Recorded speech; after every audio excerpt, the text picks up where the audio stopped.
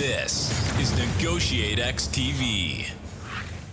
Hey everyone, thanks for joining us on the NEGOTIATEx podcast. We are continuing our conversation with Colonel Retired Mark Graham, a leadership, negotiation, and conflict resolution professor at the University of Maryland. If you haven't already checked out part A of this show, be sure to do that first. Let's jump in the conversation with Mark. You mentioned a number of different concepts as you were given those illustrations. I'd love to turn to your course a little bit here and just ask, you've been teaching for quite some time. What are some of the common misconceptions about negotiation that you have to address in your courses? And then kind of complementing that, what do you consider to be the most essential negotiation skills and strategies that you teach? I think the toughest thing to teach people is to understand that conflict is normal. And we do that, we come down pretty hard at the beginning of the course that people get too emotional about conflict and they think that, their position, there's another thing you need to wring out of them. An idea that okay, Aram, you buy my thing for $10. Well, I'll give you 15. Well, that doesn't mean anything when you sit and think about it. Why would you want 10 and why does he want 15? So you have those three problems. One, keeping emotion out of the conflict. Two, understanding if someone's operating on a cognitive level where their needs and feelings are core to who they are, you're really going to have some challenges. And then this idea that you need to win.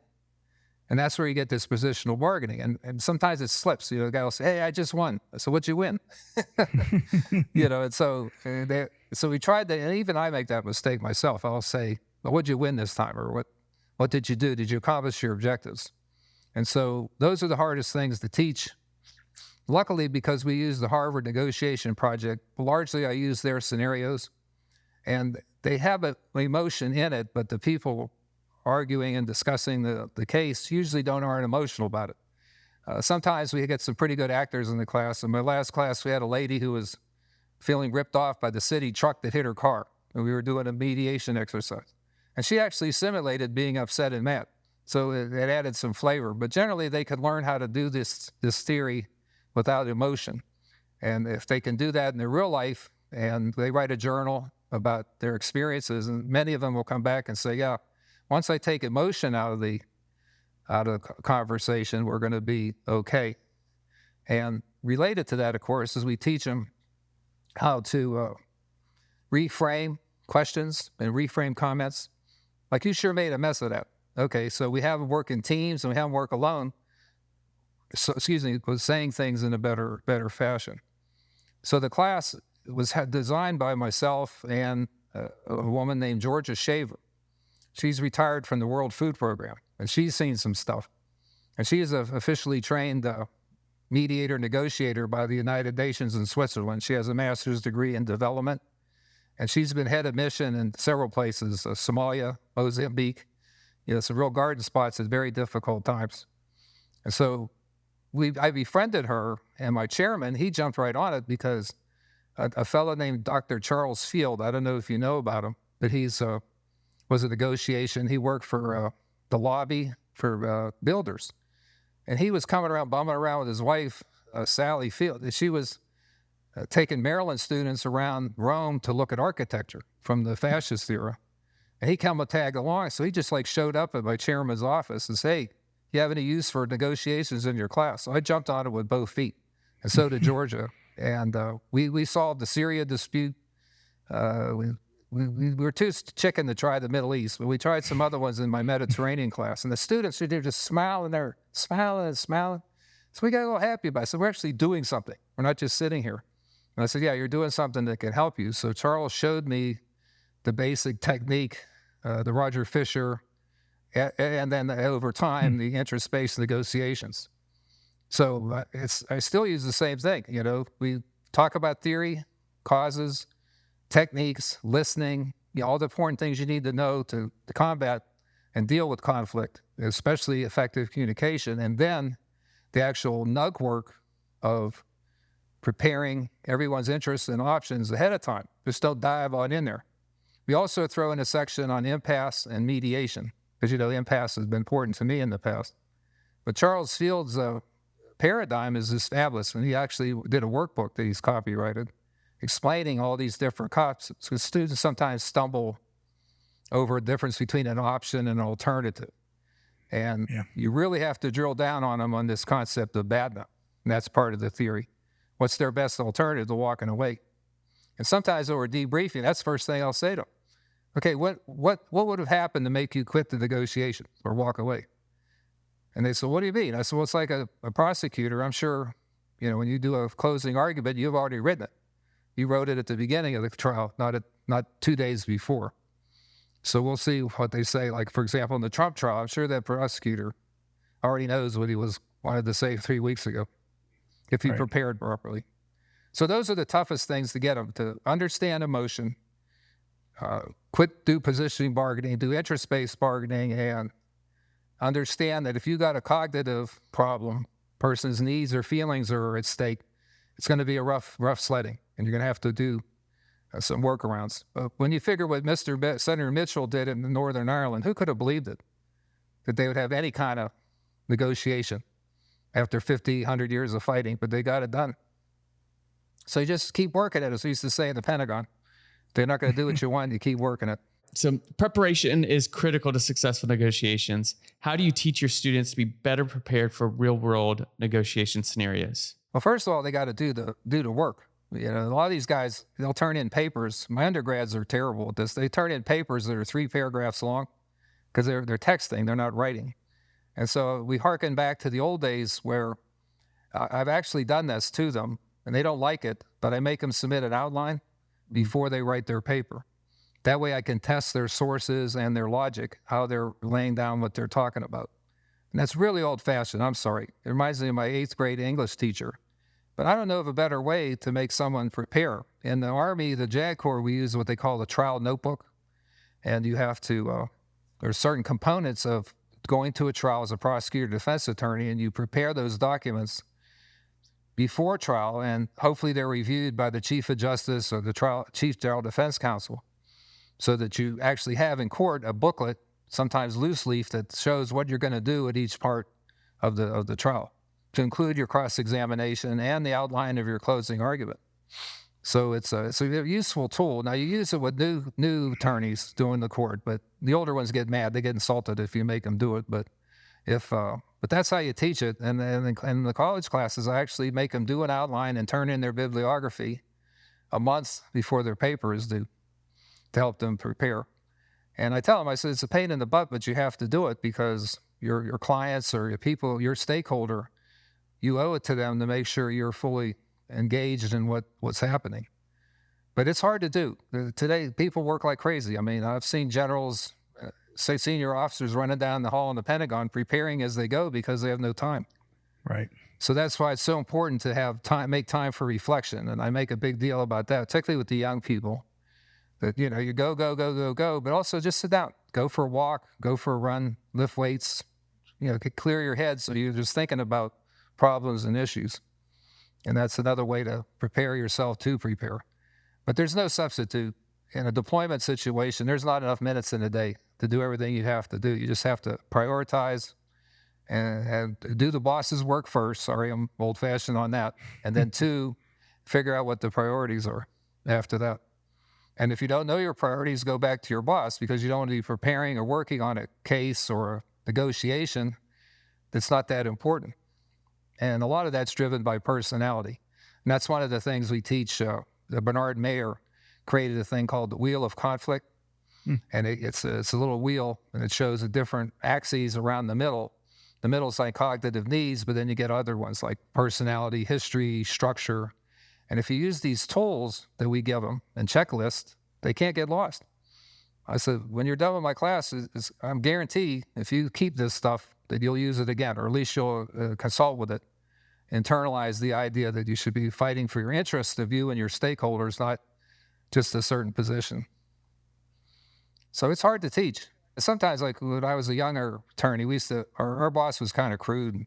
He said, you young attorneys are like puppy dogs. You got to rub their nose in it. But sometimes that's what has to be done when you're at a place. A guy gets too big of himself, or he wonders why his case fell apart. Well, usually it's lack of preparation. I mean, the U.S. attorneys in Richmond, they could do that. I watched them send murderers back to California in 10 minutes. I mean, because they were experts. They knew the questions off by heart. But you can't do that when you're working in a complex environment like the military. I mean, Military is complicated. It really is. And then when you're helping individual soldiers with their own legal problems, you have to learn what their problems are. And not everybody knows what a mortgage is or how it works or how Soldiers and Sailors Civil Relief Act works. You have to do your homework and take the time. And I left Fort Riley, I must have had 7 files, 6 inches thick, questions I wrote to myself and things I took to court and research I did.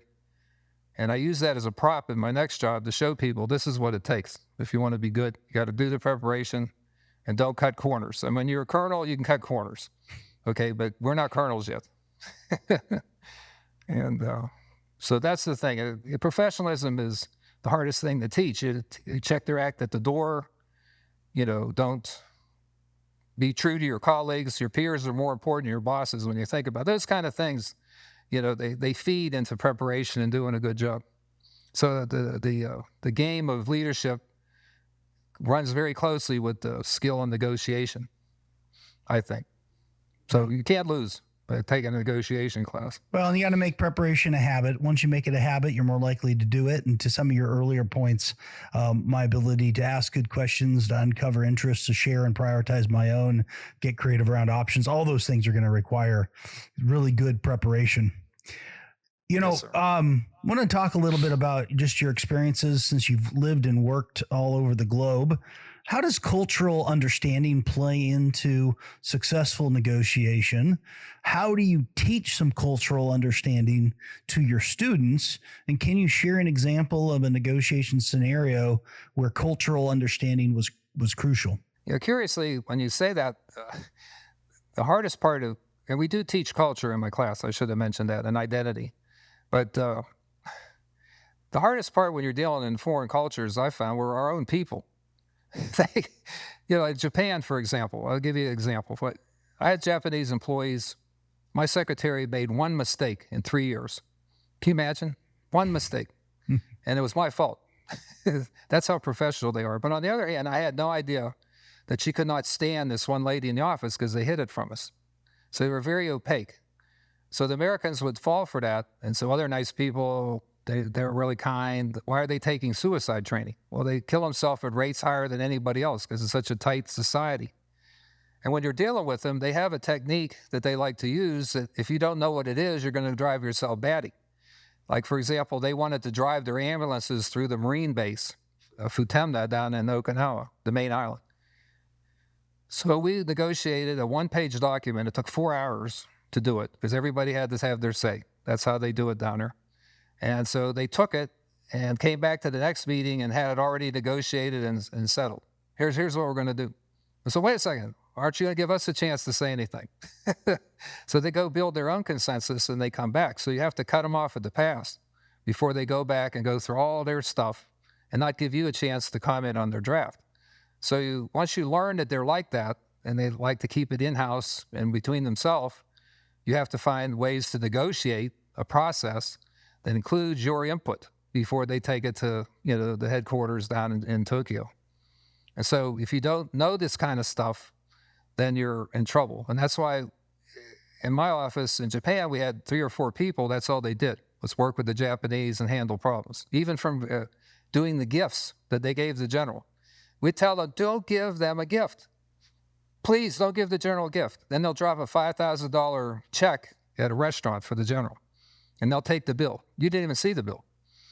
And our public affair, our liaison guys are, they're beside themselves, because he can't take that kind of gift, without giving it to the U.S. government. So again, you try to head them off at the pass, explain why it's important. We know we have to give them a gift. If they come, we have a whole closet of gifts for them. They were kind of cheap and worthless, but they represented Camp Zama, Japan, and U.S. Army, Japan. But that to me was the best example, is that they have to give a gift and they have to negotiate within themselves first before they really want to face you. So there's not the give and take of the way we're used to. The other thing that's interesting is linear versus nonlinear cultures. I lived in the Mediterranean. If there's a nonlinear culture, it's Italy, Turkey to some extent, and Greece. I mean, and the Arab countries are the same way. They don't think or argue. I mean, they're just thinking in a different way. It's not a straight line, with ushering of facts and laying out stuff. I have Italian friends that work for Procter & Gamble, and they love going to the meetings in Cincinnati because bang, bang, bang, bang, it's done. The boss talks, everybody throws in important stuff, and they leave. In Italy, it's a 5-hour meeting. They're all talking, drinking coffee, laughing. Everybody has to have a say. And the same thing for my friends that I met in Colombia. It takes 3 hours to open a checking account in some of these cultures. So if you don't have the patience or time, you're going to have trouble communicating, especially in a conflict situation. Yeah. So a simple example, a lieutenant friend of mine, she got in a car accident in Sicily. So she gets out of the car. I'm an American. I'm going to take pictures of the car. Well, the Sicilian grabbed the camera off her and smashed it on the ground. Said, "You don't take pictures of my car without my permission." Even though to American, that wouldn't be it might be a little myth, but you're not going to break the guy's camera, $300 camera.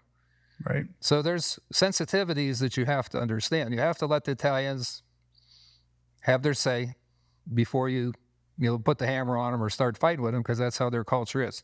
Everybody has a say. And we know, and particularly in Japan, when there was serious accident or killing on the road, we had a hell of a time convincing our own people that they had to go to the family's house with a gift and say they're sorry. That just blew most Americans' minds, that was their culture. And in Japan, everybody's sorry. Doesn't matter who's at fault. Someone got killed, everybody's sorry. And so in court, they would say, "I'm not going to tell them my name." I said, "Sure." That's what you got to do, make the judge mad. They don't have the same rights as we have. And when you commit a crime off post, you're going to be subject to Japanese law. So I've seen it for real, and of course I had to go down and, apologize for this soldier being a wise guy. And we literally had to drive some people to the funerals. Our foreign affairs guys took care of it. But still, it makes for a big difference. But again, I can always remember that case in Japan with the ambulance, how they had the whole deal cut and said, "Oh, I like it." I said, "Well, no, we want to talk about it a little bit." So it's pretty interesting. And again, some cultures aren't as advanced militarily as we are also, and that shows up in their thinking. I remember when North Korea shot a missile over Japan for the first time, there was a flurry of activity on the Japanese military to learn how to fight back. And so they were going to contribute to East Timor. They were going to go down there and take people out of East Timor. Well, they thought they would land the plane and pick them up and fly away. And then our special forces guys from down in Okinawa came up and talked to them and said, "No, you're going to have to guard the plane. You'll have a list." And of course, we saw what happened in Afghanistan when people just mobbed the plane. So, they didn't know. They simply didn't know. And this was at the highest level of their government. They thought they'd land the plane and take them away. There's bodies floating in the river down there the time we were talking about. So it's you just have to understand who you're dealing with and why, and it's hard, really, really hard, because you want to get to A to B, but you can't. You got to get around the cultural aspects. You'll get it done. We used to go to Italy, and at each level, there was a different party. The communists at one level, social democrats, the fascists, neo-fascists. Each one would say different things about the same issue, but by the time they sorted out, you got what you wanted. Just had to be patient and not give up. So those are a couple examples of identity and culture. I think you highlight a few things there. Patience is extremely important to at least be able to take the tactical pause to understand where you're operating and what's the norms there, and ensure that you adapt to the norms so that you can kind of reach an understanding and hopefully at the end of the day come out with good commitments if negotiations actually achieve. So yeah, thanks for all the insight there. Looking back at your career, is there a negotiation you handled that you would approach differently now with your current knowledge and experience? Oh yes, I was on the delegation for the U.S. delegation for the Landmine Treaty, and you may have heard how that turned out. The United States refused to send a delegation even to the Landmine Treaty Conference because the military was hard over about us signing any agreement getting rid of our landmines, especially our landmines in Korea and our self-destructing mines. I guess you guys probably saw them in action while you were in the military, at least a demonstration. They would blow them up and the engineers would walk right through it. It's amazing. But they're like $400 a piece, where a bouncing Betty's $20. And so we always thought that they were trying to address too much. They were trying to ban landmines that were not primarily due to kill people. They want to get rid of our tank mines and everything else. I mean, it's all banned by the treaty. So I did give you that as background because we purposely stonewalled, slow-dragged. General Shalikashvili told Clinton, we don't need it, and then it turns out President Clinton got nervous at the end when he found out the other people not signing were the Russians, the Croatians, the Chinese, India. He said he didn't really want to be associated with those kind of people. And if you know President Clinton, he had a reputation of he'll sign any treaty you could possibly think of. So this one here, Madeleine Albright called the Joint Staff and said, you guys have been overruled by the National Security Council. We're going to Oslo, and we're going to try to negotiate some exceptions for landmines, even though it was in cement, and Jody and all those guys that won the Nobel Peace Prize were just ready to go proclaim victory. They didn't want to sit down and actually negotiate. So I was sent to a meeting and given talking points. The State Department guys gave me, and they sent me there by myself. And I'm sitting there with these 10 or 20 people from other countries, and a guy, Belgium guy, who was part of the Hitman team, along with the South Africans and the Americans that won the Nobel Peace Prize, that they weren't going to change the treaty for nothing. But I didn't know that. Well, because I didn't check or ask. They just sent me to the meeting and says, here, say this if it comes up. So I actually read the approved President Clinton talking points on anti-personnel landmines and explained to him that this exception for us won't harm anyone because our landmines will self-destruct or turn themselves off in a couple hours. And it was dead silence. You could hear a pin drop in the room. And then, of course, the guy was cordial enough. He said, well, is there any comments on that? And nobody said a thing. Well, next thing you know, I'm getting my butt kicked by the head of the U.S. delegation for insulting all those people and somehow making that chairman of that committee mad. And I meekly defended myself by saying, well, you gave me those talking points and told me to use them. They said, well, we didn't mean to use them that way. So, of course, okay, what did I learn from that? Well, first of all, don't go into a meeting with presidential level talking points without a clear idea of why you're there. Right. And again, because the whole thing was rushed. I mean, come on, they just threw us in there. And they had, very experienced hands on the team, especially the guy that could write language for treaties and stuff. He was unbelievable. But I just did what they told me, like a true Army officer, instead of thinking it out, realizing that maybe this audience wasn't going to be receptive. And maybe my head of delegation, I'd ask them, well, what's the process here? Do you need to grease the skids and tell them, this guy's going to say this, but we really don't mean it. Make sure you let everybody know. Or we do mean it, but we'll talk to you offline about it. But to tell me to table that in front of 20 countries was, I thought, bad guidance. But again, I'm not being a crybaby. I should have done more myself to understand the process. And we know from multilateral negotiations that we teach it, you got to have a process. And if you're in the process and you don't understand it, you're going to make mistakes and hurt your interests. So it did damage the United States' interests. We still did sign the treaty, and we didn't get our exception. And curiously, later when I was in Japan and Bosnia after this, we actually had issues with landmines with the Japanese and with the Bosnians. And I guess, I don't know how they did in Afghanistan and Iraq, but technically you're not allowed to even move them, anywhere. So we'll see. But anyhow, you can see, you learn, you make mistakes. And I was pretty senior back then. I should have known better to go and ask for more guidance. Looking back now, I would never have done that. I would have found out exactly what they wanted me to do and how to do it. Life can be a tough teacher sometimes, because you got to learn through some mistakes. For our listeners, this has been a great conversation, Mark. As we get ready to wrap up, what advice would you have for someone who's looking to improve their negotiation skills? Well, I would say, number one, take a class of negotiations, especially one sponsored under the Harvard Project with the interest-based negotiation. Now, there's a lot of criticism out there about that approach. There are other approaches that may be more robust or more interesting. But at a minimum, it'll teach you how to analyze interests, look at options, deal with alternatives, and force you into a self-process of preparing yourself, because you look at the party's interests and whatever.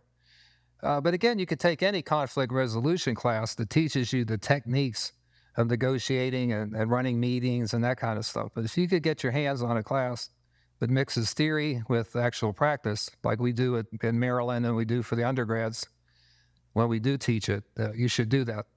Because I wish I had management training early in my career. I mean, I was, Fort Riley had 6 guys working for me. I had no idea what I was doing. I was lucky I knew what I was doing.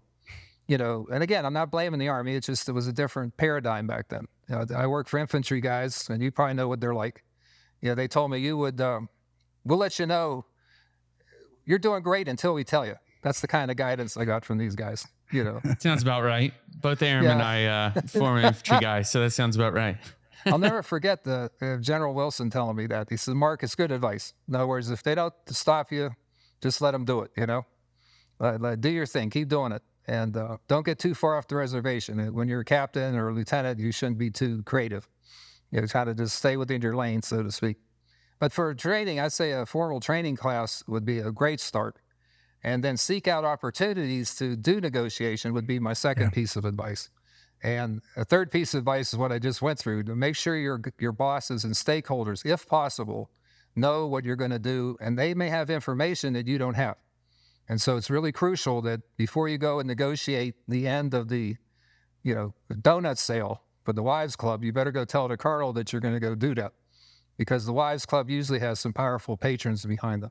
But that's just maybe a sort of silly example, but this actually happened to one of my guys. It blew up in his face because they're going to end the donut sale, and the admiral's wife was involved. So there's politics too, and stakeholder interests that you may not know about. So always keep your leadership informed. And 99 times out of 100, if you have a clue, they'll support you. So those 3 things are good starters, I think. And then just think about it. Prepare. Just don't go into a meeting and try to wing it. Go in there and think about what you want to accomplish. And that's something you can do today. You don't have to wait for a class. That's right. So those are my 4 ideas right off, thinking about the past couple of days, thinking about my career and I do this now. I mean, my biggest job now is putting a 6-year-old to school, and that's its own challenge. But I'm teaching a class this summer for Maryland, and the executive programs have been really nice. And it's kind of boutique. We got a class going with National Reconnaissance Organization, and it's really cool how the agencies will set these up.